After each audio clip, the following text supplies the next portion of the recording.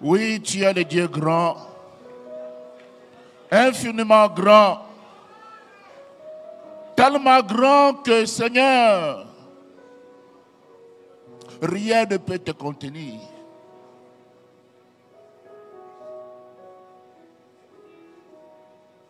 Tu es grand. Ta grandeur dépasse notre raisonnement. Ta grandeur dépasse notre philosophie. Ta grandeur dépasse nos pensées. Ta grandeur, Seigneur, nous étonne. Tu es grand.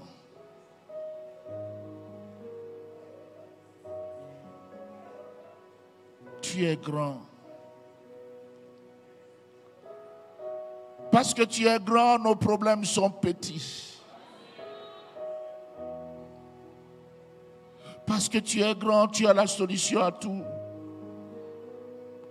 Ce matin, Seigneur, nous t'élevons. Ce matin, oh Dieu, nous nous abandonnons à ta grâce. Et nous prions que tu bénisses ta parole dans nos cœurs et sur nos lèvres. Au nom de Jésus. Amen. Amen.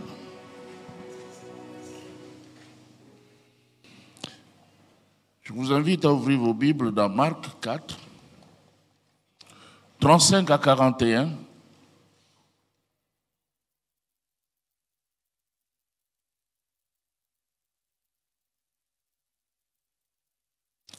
Je lis pour nous tous.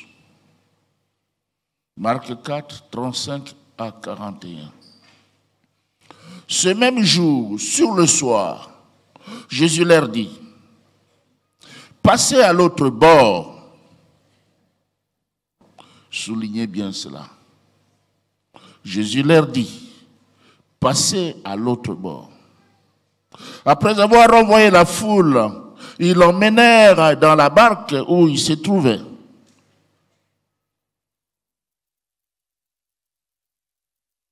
Il y avait aussi d'autres barques avec lui. Il s'éleva un grand tourbillon et les flots se jetaient dans la barque au point qu'elle se remplissait déjà. Et lui, il dormait à la poupe, sur les coussins. Il le réveillait et lui dit, « Maître, ne t'inquiètes-tu pas de ce que nous périssons ?» S'étant réveillé, il menaça les vents et dit à la mer, « Silence, tais-toi. » Et le vent cessa. Et il y eut un grand calme. Puis il leur dit, « Pourquoi avez-vous ainsi peur? Comment n'avez-vous point de foi? » Ils furent saisis d'une grande frayeur. Et ils se dirent les uns aux autres, « Quel est donc celui-ci à qui obéissent même le vent et la mer? » Amen.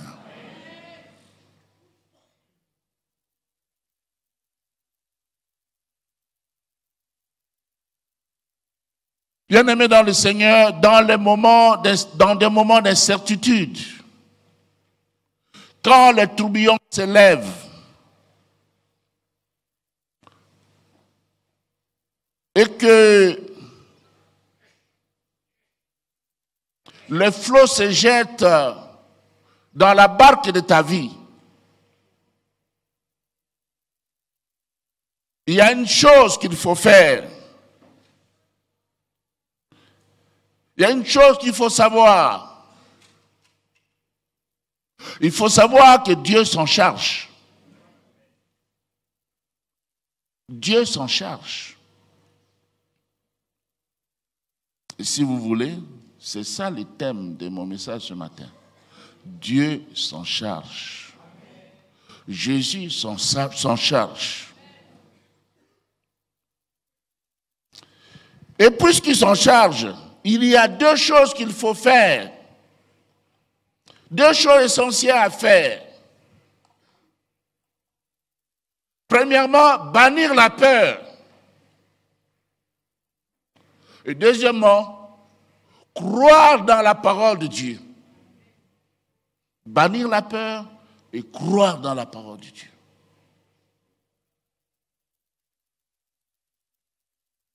Considérons le premier point, bannir la peur. Ce matin, il y a des gens qui vivent dans la peur. Ils sont envahis par la peur. La peur du lendemain. La peur d'être remercié au service. La peur de connaître une situation difficile. La peur d'échouer. La peur d'être chassé par le conjoint. La peur de perdre un être cher qui est malade ou même qui n'est pas malade. La peur de perdre un avantage quelconque. La peur et la peur. Il y a une chose que nous devons savoir, bien-aimés dans le Seigneur, la peur, le raisonnement exagéré, les inquiétudes sont des armes, les armes que l'ennemi utilise contre toi et moi. Il utilise ces armes contre nous pour nous affaiblir. Alors il faut bannir la peur et croire dans la parole de Dieu.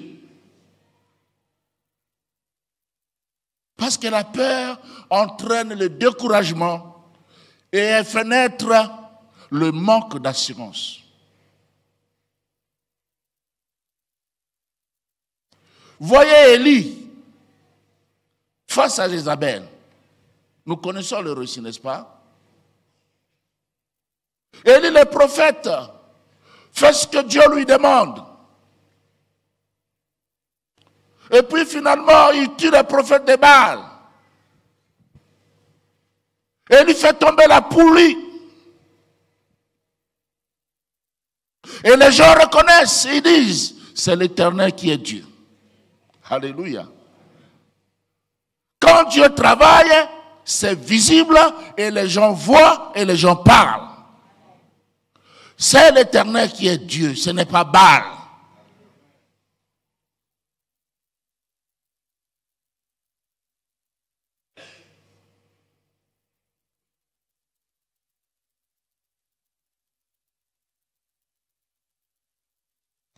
Et finalement, bien-aimé dans le Seigneur, Jézabel apprend cela.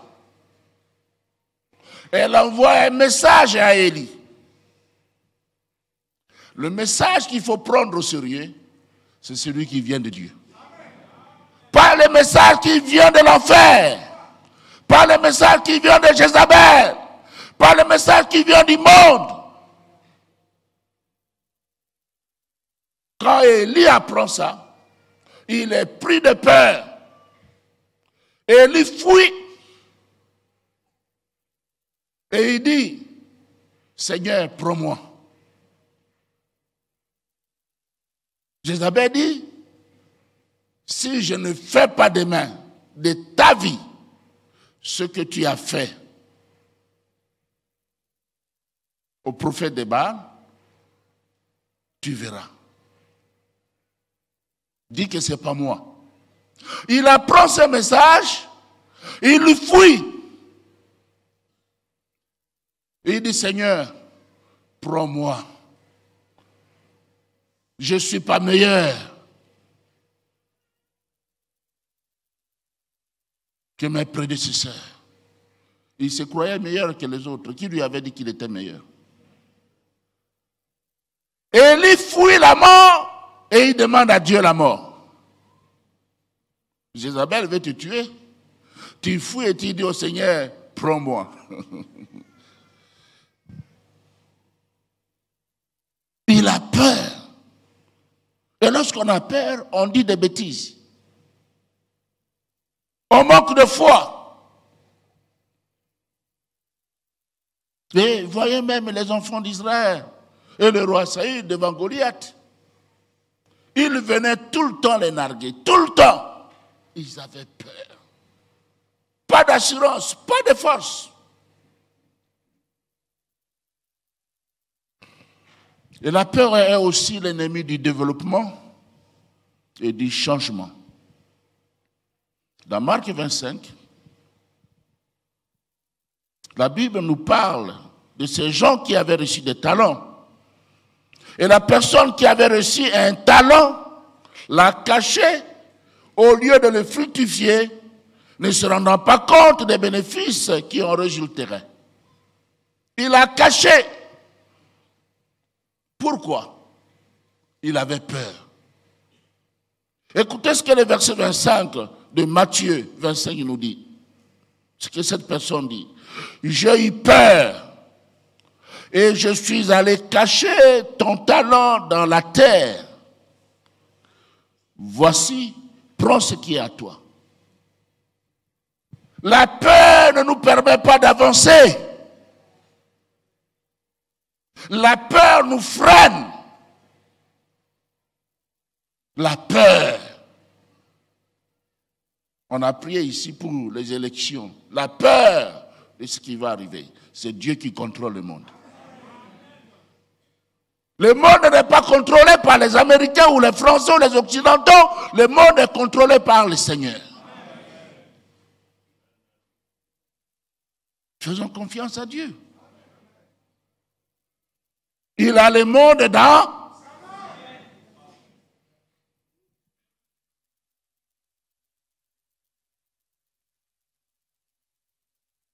Aujourd'hui, personne ne sait ce que le monde va devenir. Seuls vous et moi, nous savons où nous allons. Jésus revient bientôt. Alléluia. Plusieurs ont reçu des talents qui ne fructifient pas à cause des préjugés. Si je fais ceci, il y a ça. Non, je dois arrêter. Arrêter jusqu'à quand? Dans Proverbe 22, 13, la Bible dit, le paresseux dit, il y a un lion dehors. Je serai tué dans les rues. Mais tu ne vas, même si tu ne sors pas, tu mourras dans la maison si tu ne manges pas. Tu as peur et tu fais des bêtises. La peur nous pousse à cacher certaines vérités, même à ceux qui peuvent nous aider. Dans Marc 16, verset 8, la Bible dit, là il s'agit des femmes qui sont allées au sépulcre. Elles sortirent du sépulcre et s'enfuirent. La peur et le trouble les avaient saisies. Et elles ne dirent rien à personne à cause de leur foi. Ce passage nous le confirme, la peur. Quand il y a peur, il y a aussi inquiétude. Le verset 38 de notre passage de base nous dit, et nous l'avons relu, et lui, il dormait à la poupe, sur le coussin. Ils le réveillèrent et lui dirent, Maître, ne t'inquiètes-tu pas de ce que nous périssons. Ne t'inquiètes-tu pas de ce que nous périssons. Voilà, ils sont inquiets. Ils sont inquiets et ils pensent que Jésus est aussi inquiet. Jésus est au contrôle de tout. Quand il y a peur, on promène des regards inquiets parce qu'on est envahi par les doutes. Et on fait ses propres calculs. Par conséquent, on peut dire et faire des bêtises. C'est l'exemple d'un cancre là qui est dans une grosse bouteille. Et en face de lui, il y a un coq ou une poule. Et la poule picote la bouteille. Pam, pam, pam, pam. Le coq ou la poule ne peut pas renverser la grosse bouteille. Là, dans la bouteille, le cancrélat est en sécurité. Mais à cause de la peur, de l'inquiétude, le cancrélat va sortir de lui-même. Et ce sera la proie pour le coq ou la poule. Dans Ésaïe 41, verset 10, le Seigneur dit, « Ne crains rien car je suis avec toi. Ne promène pas des regards inquiets car je suis ton Dieu. Je te fortifie, je viens à ton secours, je te soutiens de ma droite triomphante. » Alléluia. N'aie pas peur. Par moments, on s'inquiète, on se trouble. On se pose pas mal de questions. Vous savez, les femmes qui sont allées à la tombe de Jésus disaient, qui roulera pour nous la pierre devant la tombe? Et la Bible dit, mais levons les yeux. Et vu que la pierre avait été roulée devant la tombe, alléluia. Elle s'inquiétait. Elle se posait des questions. Il y a une grosse pierre là. Nous allons avec le parfum pour embaumer le corps du Seigneur. Mais cette pierre, c'est un obstacle. Ils ont seulement levé les yeux. Ce matin, lève les yeux. Cette pierre sera ôtée. Tu seras étonné. Même Abraham. Nous pouvons voir ça dans Genèse 22. Quand il va pour le sacrifice de son fils unique, Isaac, il a les bois, il a le feu, il a laissé les ouvriers, il est seul avec son fils. Et le fils lui dit, papa, voici le bois, voici le feu, mais où est le sacrifice? Abraham dit, Dieu se pourvoira. Mais quand ils arrivent au lieu, Abraham lit son fils. Il le jette par terre. Il prend le couteau. Il vient enfoncer le couteau. Une voix lui dit, Abraham, Abraham, ne fais pas cela, ne tue pas ton fils. Je sais maintenant que tu m'aimes. C'est dans l'épreuve que Dieu sait que nous l'aimons. Mais dans l'épreuve, ne t'éloigne pas du Seigneur. Mais qu'est-ce que la Bible ajoute? Levant les yeux, il vient un bélier attaché. Alléluia. Un bélier. Il lève les yeux. C'est bizarre. Comment on peut lever les yeux et puis on voit les béliers? Les béliers, c'est en bas. Oh, les choses de Dieu sont merveilleuses. Levons les yeux. Là, il n'y avait que les béliers. Mais près de 2000 ans après, le vrai agneau de Dieu sera sacrifié, non loin de Morija, sur une autre montagne, Golgotha. Alléluia. Golgotha est là pour toi. C'est là la solution à tous tes problèmes. Lève les yeux, regarde à Golgotha. Tu auras la solution à ton problème. Cela me conduit au second point.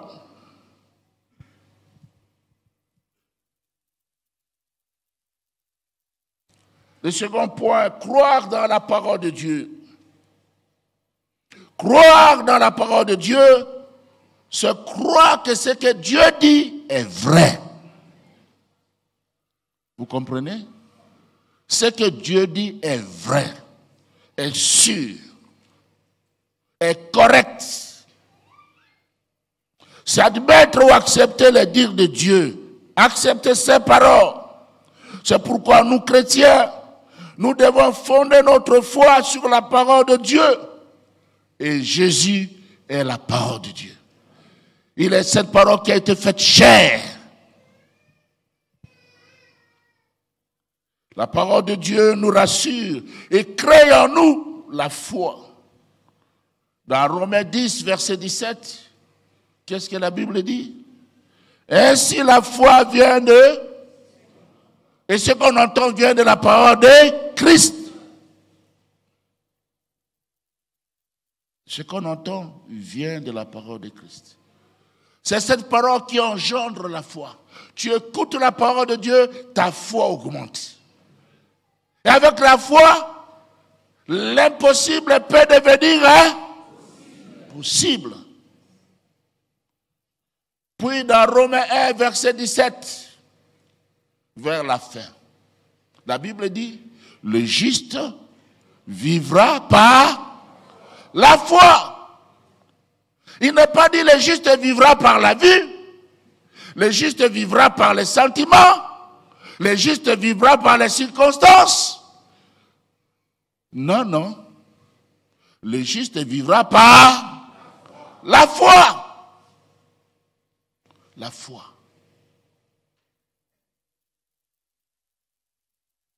Bien-aimé, tu obtiens le salut par la foi. Ce matin, tu es païen, tu ne connais pas Jésus. Tu vas obtenir le salut par la foi. Tu vas dire, Seigneur, je t'ouvre mon cœur. Viens habiter en moi, règne en moi. Je dis non au péché. Oui au royaume de Dieu, oui à Jésus. C'est par la foi que tu reçois la vie éternelle. C'est par la foi aussi que tu es baptisé. Ce n'est pas seulement à cause des enseignements sur le baptême. Tu reçois les enseignements sur le baptême, oui. C'est une formalité. Mais c'est ta foi qui te fait baptiser.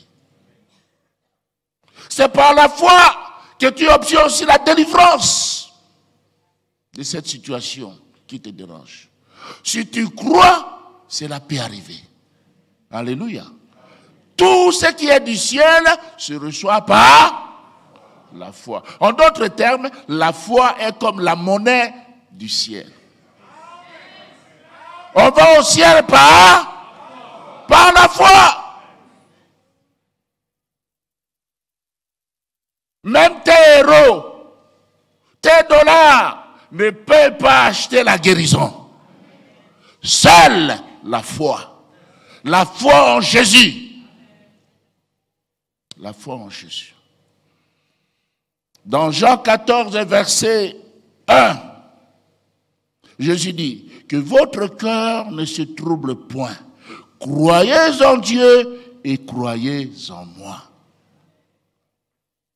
C'est ce qu'il nous demande de faire, croire en lui.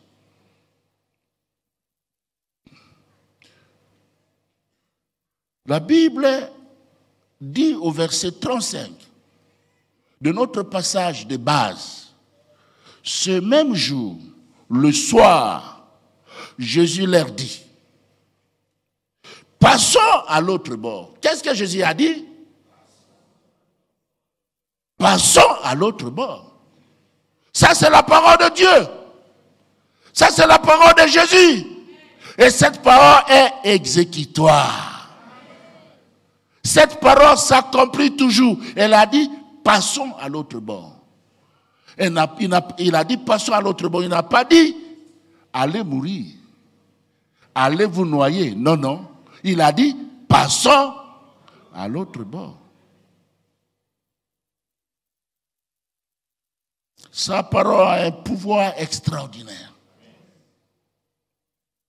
Pour ton problème, mon frère, ma soeur, pour ta situation, il y a un seul remède. Crois à Dieu et prie conformément à ta situation. Prie conformément à la parole de Dieu. Qu'est-ce que la parole de Dieu dit par rapport à ta situation? Dans Apocalypse 12, 11, la Bible dit, ils l'ont vaincu à cause du sang de l'agneau et à cause de la parole de leur témoignage. Et ils n'ont pas aimé leur vie jusqu'à craindre la mort. À cause de la parole de leur témoignage. L'ennemi est vaincu. Alléluia. L'antidote à la peur, c'est la parole de Dieu. Cette parole rassure dans les incertitudes de la vie. La parole de Dieu dit, n'ai-je pas dit que si tu crois, tu verras la gloire de Dieu. Marie et Marthe étaient devant une incertitude. Leur frère était mort. Si Christ peut ressusciter quelqu'un qui est mort, qu'est-ce qu'il ne peut pas faire encore dans la vie? Qu'est-ce qu'il ne peut pas faire? Il peut tout faire. Alléluia. Ne t'ai-je pas dit que si tu crois, tu verras la gloire de Dieu? La foi n'est pas contre le raisonnement, mon frère, ma soeur. La foi n'est pas contre la réflexion. Mais il nous faut faire attention car la logique de Dieu, la logique divine, n'est pas la nôtre. Elle est supérieure à notre logique à nous. Dans Ésaïe 55, 8 à 9, la Bible dit, « Car mes pensées ne sont pas vos pensées, et vos voix ne sont pas mes voix, dit l'Éternel. Autant les cieux sont élevés au-dessus de la terre, autant mes voix sont élevées au-dessus de vos voix, et mes pensées au-dessus de vos pensées. » Une chose est certaine, Dieu nous aime. Dieu t'aime. Dieu m'aime. Pour le reste, quelles que soient les circonstances ou non, notre part est de faire confiance au Seigneur. Lui faire confiance dans n'importe quelle situation. En définitive, bien-aimés dans le Seigneur,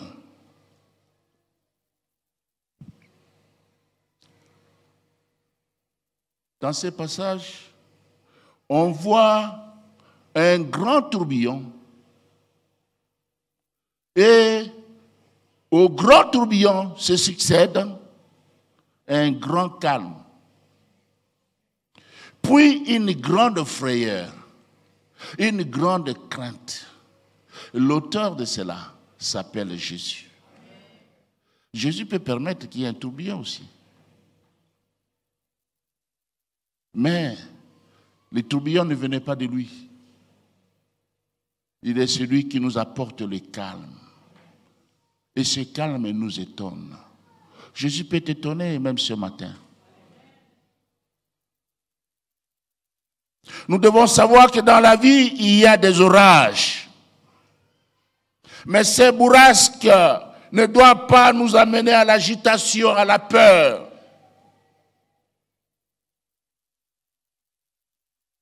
Jésus s'en charge. Jésus prend soin de nous. Jésus prend soin de notre situation. La peur et la foi sont opposées. Là où on trouve la peur, généralement, il n'y a pas de foi. C'est le doute qui s'installe. Mais la foi chasse la peur, le doute et les incertitudes. Lisons ensemble, pour terminer, le psaume 46, 2 à 4, et puis le verset 8. Que chacun ouvre sa Bible et nous allons lire ensemble.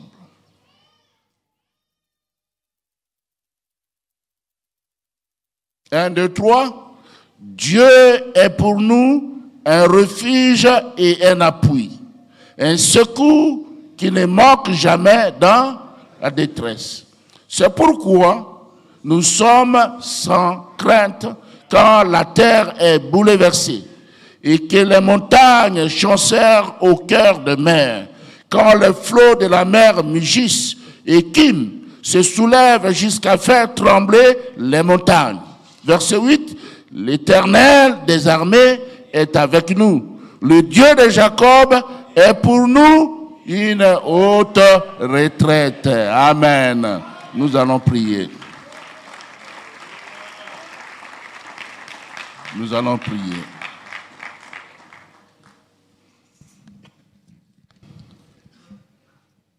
Nous voulons prier. Mais avant de prier, j'ai une question à poser. Le Dieu de Jacob est-il ton Dieu? Jésus est-il ton Dieu? As-tu reçu Jésus dans ton cœur comme ton Seigneur et ton Sauveur personnel? Si donc c'est l'occasion de le faire. C'est l'occasion de dire Jésus, prends ma vie, conduis ma vie. Jésus rentre dans ma barque. Rentre dans ma barque. Il y a des flots qui se jettent dans ma barque. Ma barque chancelle. Ma barque vacille. Les vagues sont plus fortes. J'ai besoin de toi. J'ai besoin de toi. J'ai besoin de toi. Y a-t-il quelqu'un qui aimerait qu'on prie pour lui dans ce sens? Tu peux lever ta main là où tu es et nous allons prier. Merci. Merci. Merci. Peut-être que tu as déjà Jésus dans ta barque, mais les flots se jettent dans cette barque au point qu'elle est remplie. Elle est remplie. C'est comme si elle va couler. C'est comme si elle va couler. Tu as besoin de Jésus. Tu veux qu'on prie pour toi, tu peux lever ta main. Merci. Merci pour les mains levées. Gloire au Seigneur. Vous qui avez levé vos mains, veuillez vous lever là où vous êtes. Nous voulons prier pour vous.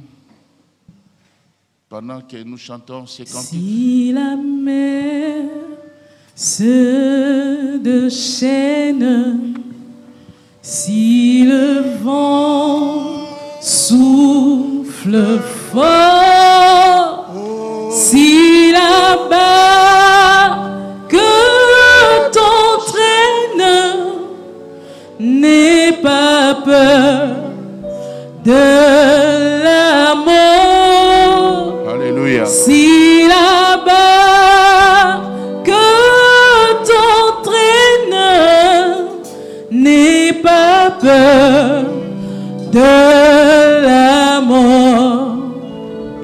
Il n'a pas dit que tu coulerais. Oui, il n'a pas dit cela. Il n'a pas dit. Il n'a pas dit cela. Que tu sens. Il n'a pas dit cela. Il a dit. Oui. Allons sur l'autre bord. Passons sur l'autre bord. Allons sur l'autre. Il n'a pas dit. Il n'a pas dit. Que tu coulerais. Il n'a pas dit. Que tu sombrerais. Il a dit. Allons sur